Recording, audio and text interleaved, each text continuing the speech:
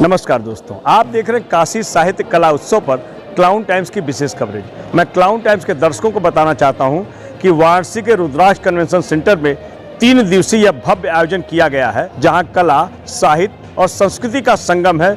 यहां देश भर के तमाम विद्वत जन उपस्थित हैं। इस वक्त हमारे साथ हैं परमवीर चक्र विजेता योगेंद्र यादव जी। योगेंद्र जी, आज काशी साहित्य कला उत्सव में आकर आपको कैसा लगा और क्या संदेश देना चाहेंगे? बिल्कुल बहुत अच्छा लगा। और ये हमारे देश की जो विधा है, साहित्य कला, ये संस्कृति, ये आज के नौजवानों के जहन में पहुंचनी चाहिए, क्योंकि ये हमें संस्कार देती है, शक्ति देती है। ये हमें हमारे राष्ट्र को समृद्ध करने के लिए एक नई राह दिखाती है। हमारे देश के अंदर कितने अलग अलग विधाओं के कलाकार हैं, उनकी कलाओं का प्रदर्शन जब हमारे नौजवान देखेंगे तो अपने राष्ट्र के ऊपर उनको गर्व होगा। तो ये जो बनारस लिटरेचर फेस्टिवल हुआ है, ये इसीलिए है ताकि युवा इस राष्ट्र के साथ कनेक्ट हो सकें, ये राष्ट्र की शक्ति, राष्ट्र को के निर्माण में अपना योगदान दे सके। और ये राष्ट्र जिस दिशा में बढ़ रहा है, एक विकसित देश की तरफ बढ़ रहा है, तो उस विकसित देश बनने के लिए, उसको बनाने के लिए ये भारत के नौजवान ही तो हैं। इन्हीं की शक्ति से तो ये भारत विकसित राष्ट्र बनेगा, इसी से तो ये विश्व गुरु बनेगा। प्रधानमंत्री मोदी की संस्कृति बनारस में है, क्या कहना चाहेंगे? बनारस में आपको क्या कुछ बदलाव दिख रहा है? बिल्कुल, ये देखिए, बाबा विश्वनाथ की धरती है, बाबा विश्वनाथ का बनारस है, ये किसी का बनारस नहीं है। और वो यहाँ से सांसद हैं, ये उनके लिए भी सौभाग्य और हमारे लिए भी सौभाग्य कि यहाँ से सांसद होने के बाद वो देश के प्रधानमंत्री हैं और देश को एक नई दिशा, एक नई गति देने का काम कर रहे हैं। और ये इस बाबा विश्वनाथ की ही जो है कृपा है, जो एक देश को नई दिशा और गति मिल रही है। तो मुझे बहुत अच्छा लगा। बनारस टोटली चेंज होता चला जा रहा है, देश चेंज होता चला जा रहा है। और ये काशी तो जब पृथ्वी का शायद निर्माण हुआ है और जब इस धरती पर मनुष्य प्राणी का जन्म हुआ होगा, तब की संस्कृति ये काशी है। काशी को लोग, ये तो तीर्थ है, यहाँ मरने के बाद भी मोक्ष प्राप्त होता है। ऐसी जो इस बाबा की कृपा है, तो ऐसी धरती का विकास होना, हम पूरे देश का विकास होना, देश का नहीं पूरी दुनिया का विकास इस काशी की धरती से हो सकता है। जो हमलावर टोली होती है, वो मैं हमेशा कहता हूँ, लोग कहते हैं स्थिति तक कौन होता है, मैं कहता हूँ स्थिति तक डिसाइडिंग होता है। मेरे कई दोस्तों के बच्चे हैं, 23, 24, 25 साल के हैं। मैं पूछता हूँ तुम्हारा क्या कैरियर है, तो ये हम डिसाइडेड। और 19 साल में ये बंदा अपनी ट्रेनिंग पूरी करके आता है, टाइगर हिल पे हमले के लिए सीएम साहब यहाँ तक कार्टून बनाते हैं, मात्र सिपाही 18 महीने की नौकरी। आपके बचने की संभावना 0 है जब सामने दुश्मन की गोली चल रही होती है। और आप कल्पना कर सकते हैं टाइगर हिल पे तापमान क्या रहा होगा आधी रात को अंधेरे में, हवाएं सनसना के चलती हैं। हमेशा कोट करता हूं, 22 साल की उम्र का एक लेफ्टिनेंट, शाम को हमले पे जाना है, उसने पत्र लिखने के बोला जाता, सब लोग अपने घर में एक लेटर लिखे, क्या पता तुम लौट के आओ ना आओ। वो 22 साल का लड़का, गूगल पे लेटर है, पढ़िएगा, अनुज नायर, वो लिखता है इंग्लिश में कि mom and dad, by the time you get this letter of mine, जब तक आपको मेरा पत्र मिलेगा, मैं आसमान में तारों बिंद अक्षरों के बीच में चमक रहा हूं। मैं इन्फेंट्री सोल्जर हूं। 22 साल का लड़का अपने मदरसा में लिखता है, जब तक ये पत्र आपको मिलेगा मैं दुनिया में नहीं। So sure of death.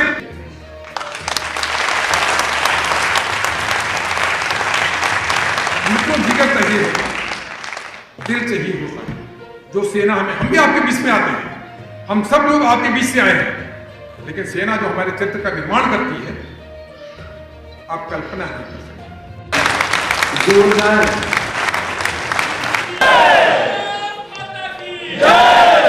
पावन धरा आप के लोगों को प्रणाम करता हूं, बाबा विश्वनाथ की धरती को नमन करता हूं।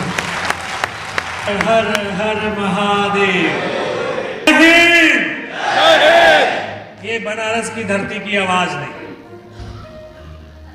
ये बनारस की धरती की आवाज।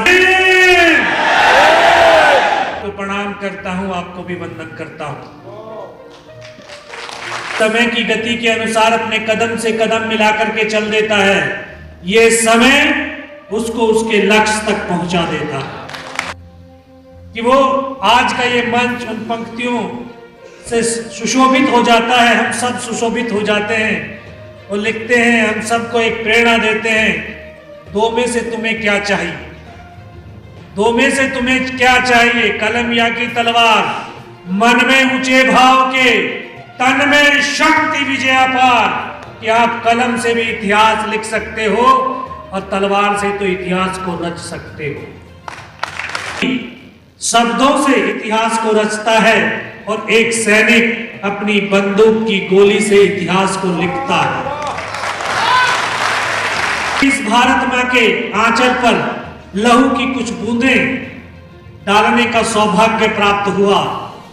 जिस तरह से अभी हमारे पूर्व सैनिक ने बताया, वो हमारे पूर्वाधिकारी है, हमारे वो गुरुजन है, ये हमारे वो इनके सानिध्य में हमने शिक्षा प्राप्त करी है, ट्रेनिंग प्राप्त करी है। और ये सच कहने की जो सेना की जो ट्रेनिंग है, ये एक ऐसी ट्रेनिंग है जो शायद इस धरती पर जो मनुष्य जन्म लेता है उससे उसका वास्तविक आभास करा देती है और लगता है कि इस फौज की ट्रेनिंग को करने के बाद ये जीवन मनुष्य के जीवन सार्थक हो गया। क्योंकि जिस तरह के माली होते हैं, जिस तरह के माली होते हैं, वृक्ष की शकल वैसी ही होती है।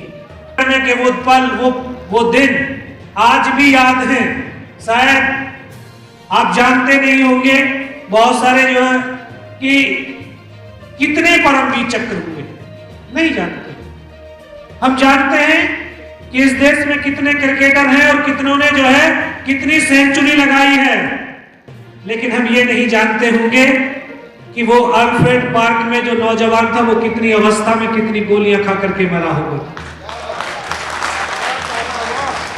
हम ये नहीं जानते होंगे कि वो 21 साल का नौजवान जब हंसते हंसते फांसी के फंदे पर चला होगा तो उसने क्या शब्द बोले हो, नहीं जानते। हम जानते हैं कि कितने संगीतकार, संगीत एक हमारी आत्मा से जोड़ने का एक कला है, ये हमें अपने आप से अपनी रूबरू से पहचान दिलाती है।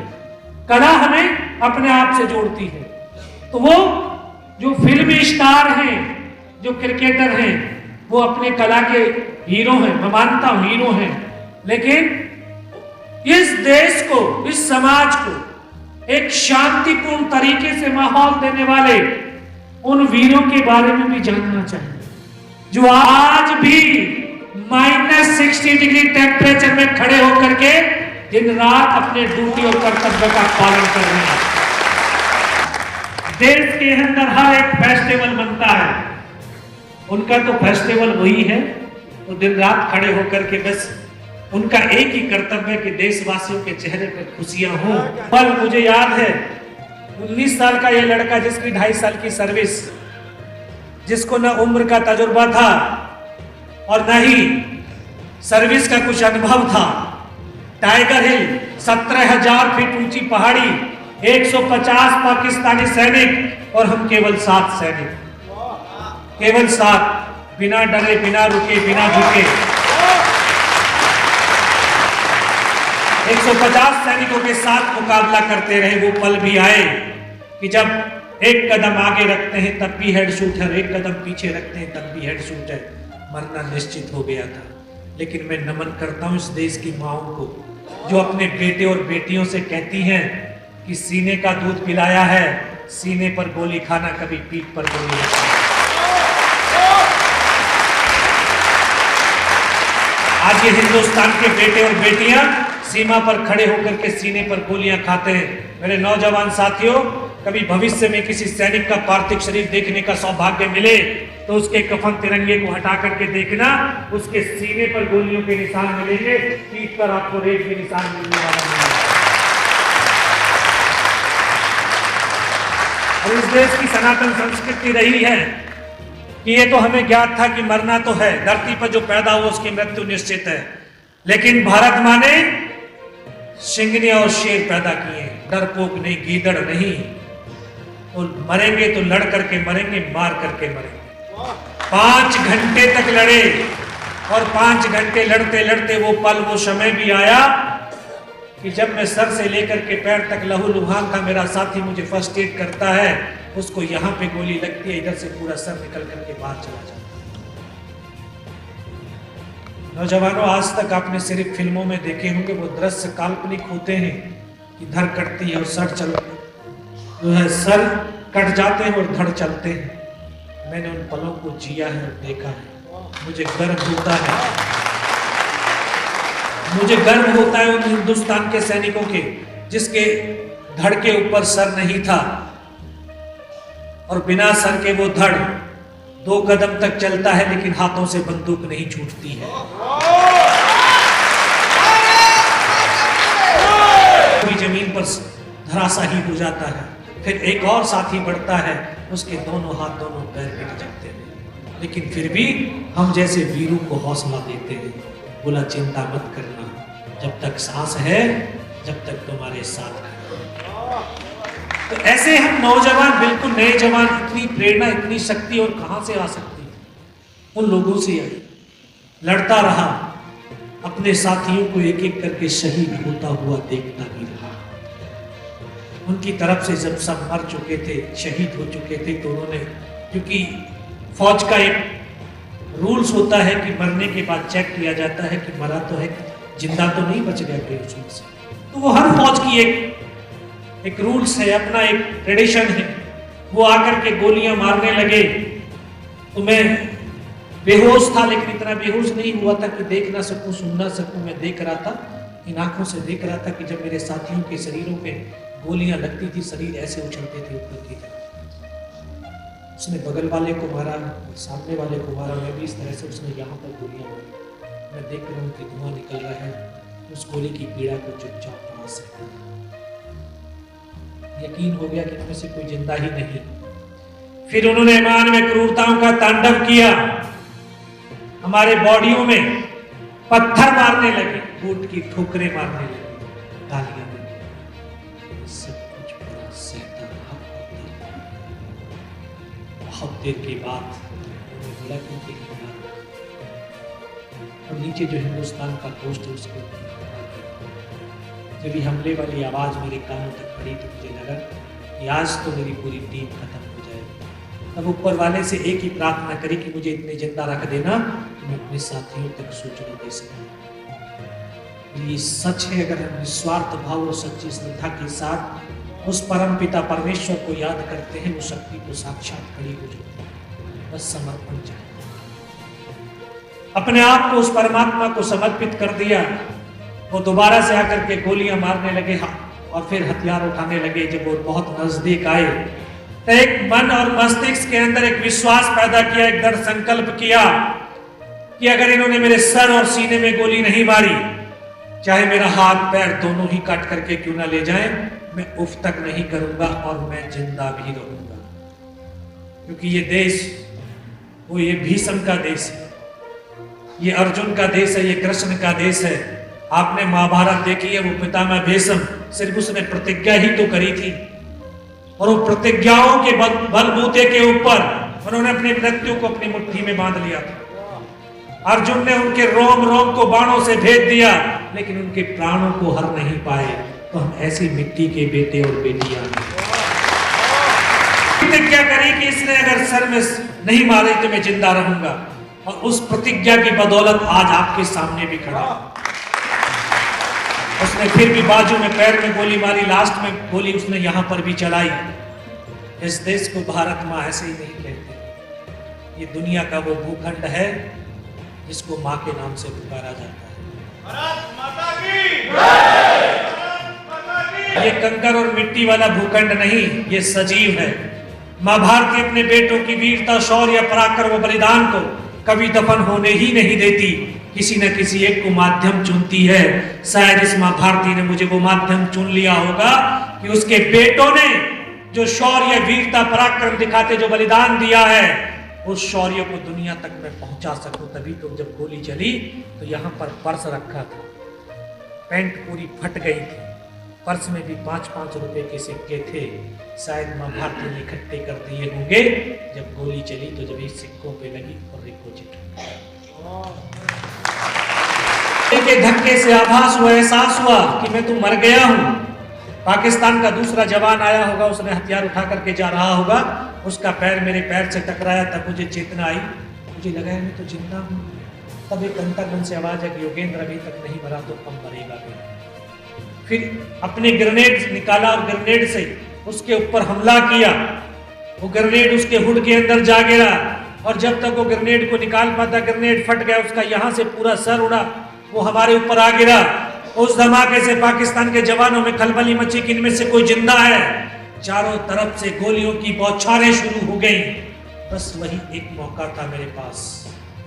दोनों हाथों से उसकी राइफल को उठाने की चेष्टा करी, लेकिन ये हाथ तो हिला ही नहीं, हाथ की गोली गड्डी निकल करके हाथ से पलटा गया। एक हाथ से राइफल को उठाया, वहां से पलटा खाया, ऐसे फायरिंग किया और 4-5 पाकिस्तानियों को पल भर के अंदर मौत के घाट उतारा।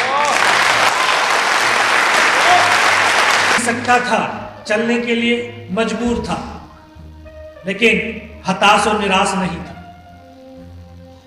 रेंगता हुआ, घिसटता हुआ उनके ऊपर फायर किया, उनको वहां से खदेड़ा, टाइगर हिल खाली कराया और उसके बाद फिर वापस लौट करके जब नीचे जाने लगा तब इतनी शक्ति क्षीण हो चुकी थी, इतनी पीड़ाओं वेदनाओं से शरीर कांपने लगा।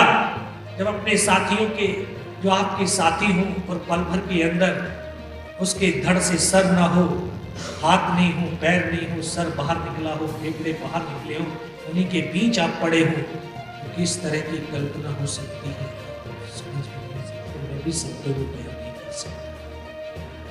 बहुत रोया, रोते में आप, क्योंकि जो आप अभी यहाँ पर देख रहे हैं कि एक नृत्य की कला आपने देखी, एक रोने की भी कला है और एक हंसने की भी कला है, जो हमें अपने आप से जोड़ती है।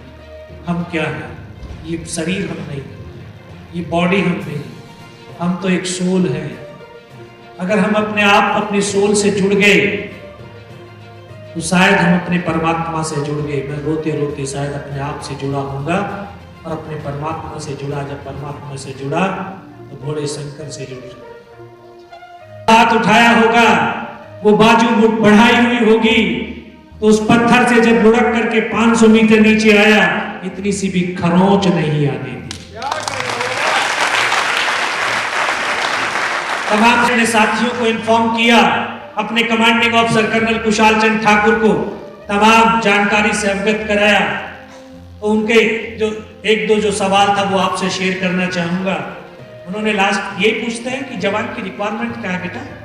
साहब, जवान की रिक्वायरमेंट हमने सब फील्ड पट्टी की है, क्योंकि कमांडिंग ऑफिसर नहीं होता, उस कमांड का पिता होता है और हम सब उसके बच्चे होते हैं। उसने कहा कि बच्चों, खाने के लिए पर्याप्त मिलता है?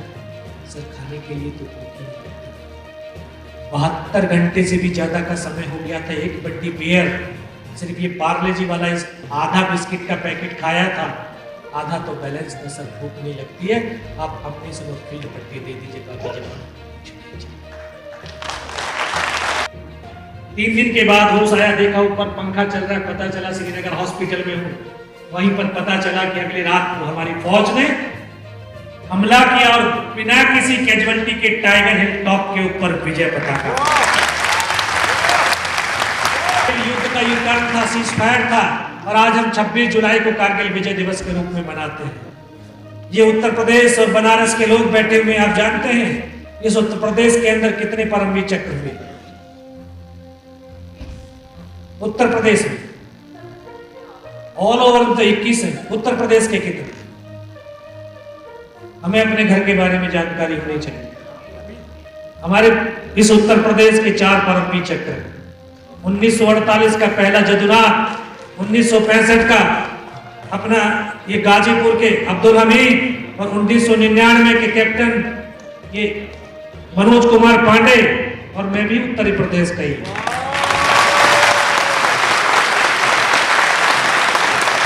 मैं भी इसी प्रदेश का हूँ, इसी मिट्टी का बेटा हूँ। तो ये हमें अपने प्रदेश के बारे में जरूर जानकारी होनी चाहिए। हम जैसे वीरों के वीरांगनाओं के इस शौर्य और पुरुषार्थ के इस प्रदेश के वासी हैं।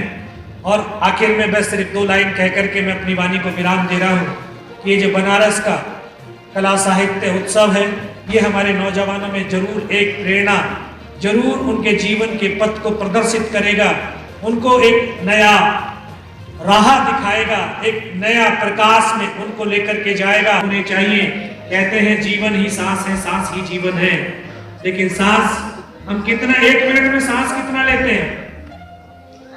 सांसों के तराने हिंद का नवगान गाएगा हमारा शौर्य ध्वज लेकर।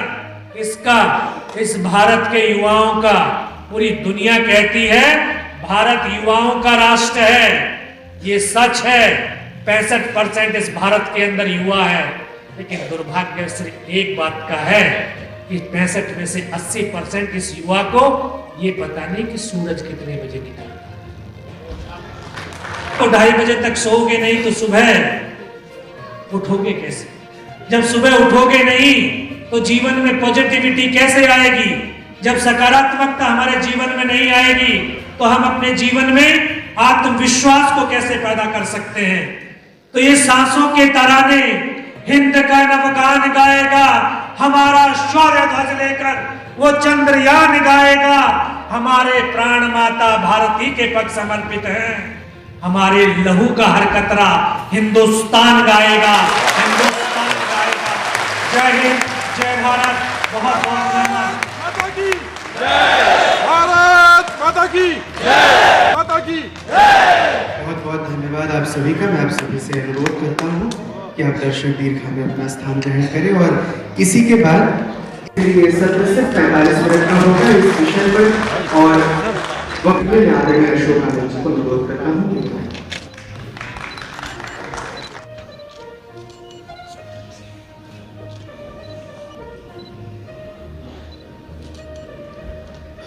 बहुत बहुत धन्यवाद आप सभी का। क्लाउन टाइम्स यूट्यूब चैनल की खबरों को आगे भी देखने के लिए चैनल को लाइक करें, सब्सक्राइब करें, बेल आइकन को प्रेस जरूर करें। क्लाउन टाइम्स की खबरों को फेसबुक पेज पर देखने के लिए पेज को लाइक जरूर करें।